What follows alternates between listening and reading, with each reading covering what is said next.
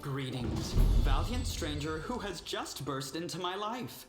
I am the master of this house, Count Deyran Kale, myriad mellifluous monikers Aronde. No need to introduce yourself. I find remembering insignificant details, such as the name of passing acquaintances, such a bore. Wow, bona fide blue bloods and unparalleled aristocracy. All this makes me itch to do something really crass. Ooh, like blow my nose on the curtains. What are you waiting for, my squamous squire? The curtains in this room are velvet, but we have some excellent silk ones with gold thread elsewhere in the house. Take your pick. My soft furnishings are yours to do with as you wish. I'm quite sick of the place, truly. I shall either sell it, or burn it to the ground and build a new mansion in its place. Now that we've finished with the niceties, tell me this. How did all those thrice-damned demons end up at my soiree?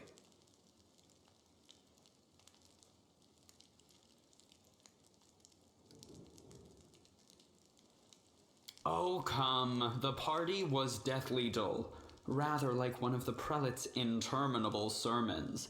I really ought to be grateful to the demons for their intrusion. They certainly added a frisson to the proceedings. It seems as though Discari's occasion was altogether more of a crush than mine, if you will pardon the pun. As a child, I had my very own pony, but I always dreamed of having a lamb. I was never allowed one. Sheep were seen as peasant animals, utterly unsuitable for the scion of a noble line.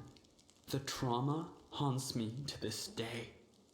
I think of it every time I have roast lamb for dinner. I'm sorry if I failed to sate your curiosity. I loathe talking about myself to people I don't know, even more to those I do know. The only thing worth knowing, aside from the fact that I am highborn and filthy rich, is that I dislike Puritans and demons in equal measure. Well, perhaps demons a tad more. I have no friends here whose untimely demise I would care to mourn. The only alarming thing is how easily all this happened. I don't care for the thought that demons could come calling at my door at any moment. And just think, everyone had so much faith in the wardstones gifted by Iomede's herald, and in the might of our tamed dragon, as if there had been no Dresden or a dozen other routes where the demons overcame every defense. The Orendes are one of the most ancient and noble families in Mendiv. They are related by blood to Queen Galfrey herself. The Count is the last remaining member of his dynasty. The rest all perished around 10 years ago. In the tragedy at the family seat, Heaven's Edge, the demons got past the defenses and massacred everyone inside. I thank you for providing your friend with that helpful summary, my lady. I believe I've seen you before, with that hilarious buffoon Horgus Gwyrm. I sincerely hope you are not engaged in any kind of sordid arrangement with him. The thought of something so splendid in proximity to something so grotesque makes me feel quite ill. You deserve a better fate than that, no doubt. Your civility knows no bounds, Count.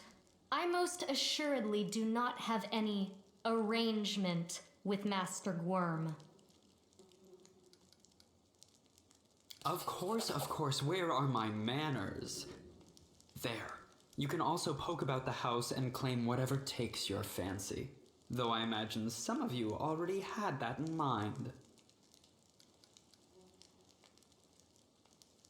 I thank you for the invitation, but I am not quite as desperate as I may seem. At times, it is better to be surrounded by the repugnant mugs of demons than the sour and dour physiognomies of Iomede's righteous paladins. What about my physiognomy? Sour enough for his lordship? Don't worry, another few minutes with the dazzling Count here, and it'll sour like week-old milk. What's this? An attractive paladin with a sense of humor?